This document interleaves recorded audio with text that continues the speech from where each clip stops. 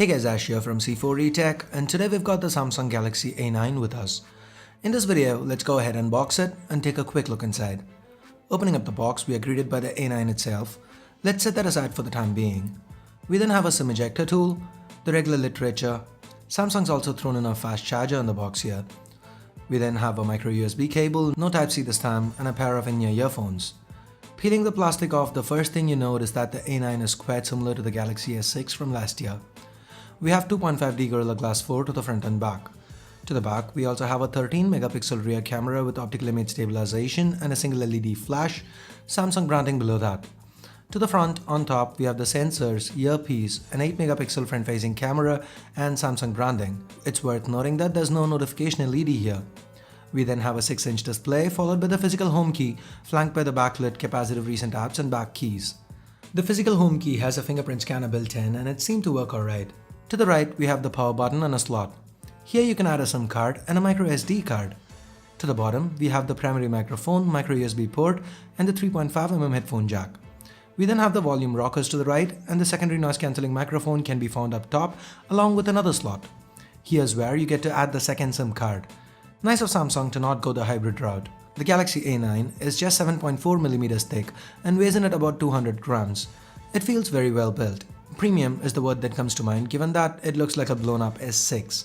Just to give you perspective, here's the Note 5 next to it, and off the Galaxy S6 Edge.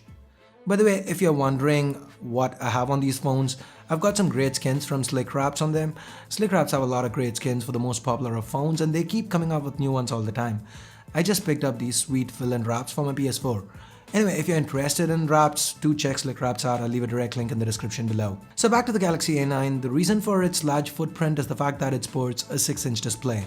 This is a 6-inch Full HD Super AMOLED display, which by the way is covered by 2.5D Gorilla Glass 4 for protection.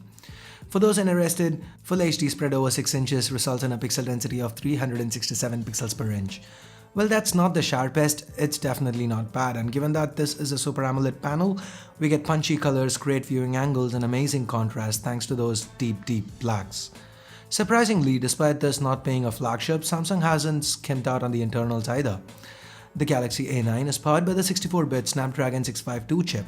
Now that's 4 Cortex-A72 cores clocked at 1.8 GHz each, 4 Cortex-A53 cores clocked at 1.2 GHz each, coupled with an Adreno 510 GPU, 3 gigs of RAM, a 4000 mAh non-user replaceable battery, and despite the inclusion of a dedicated microSD card slot, Samsung's still thrown in 32 gigs of onboard storage.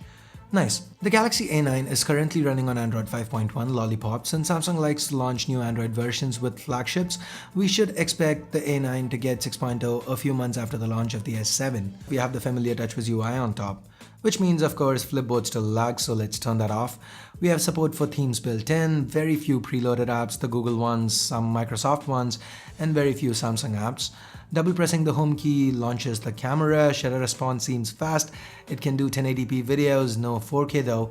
We have tons of modes that we've seen before and that includes the Pro mode. Do note that this is the stripped down version of the Pro mode that you find on the S6 and other flagships. It's Samsung after all, so what else would you expect? Anyway, the 8-megapixel front-facing camera seems decent too. Here are a few quick sample shots that I took with this camera. All other regular TouchWiz features make a return too. You can set triple pressing the home key to launch the one-handed mode, shrinking the display down to ease single-handed usage. Then there's multi-window that lets you run 2 apps side by side. The ultra power saving mode makes a return too. And this is the full-fledged ultra power saving mode with the display turning monochrome, unlike some other implementations we've seen on non-flagship Samsung phones in the past. So I picked this Galaxy A9 up from 28mobile.com for about $500, and for that price Samsung seems to have put out quite a decent product. So I'm going to continue testing this out before coming out with my full review. In the meantime, if you do want to pick one up for yourself, you can do that from 28mobile or Amazon. I'll leave direct links in the description below. So I guess that's it for this unboxing video. If you have any questions or constructive criticism to offer, leave them in the comments below. Like the video if you liked it, dislike it if you disliked it, and if you have any video requests, hit me up on Twitter at C4eTech, and I guess that's it for now. Thanks a lot for watching. Till next time, this is Ash here from C4eTech, signing off. You guys have a great day. Bye bye now.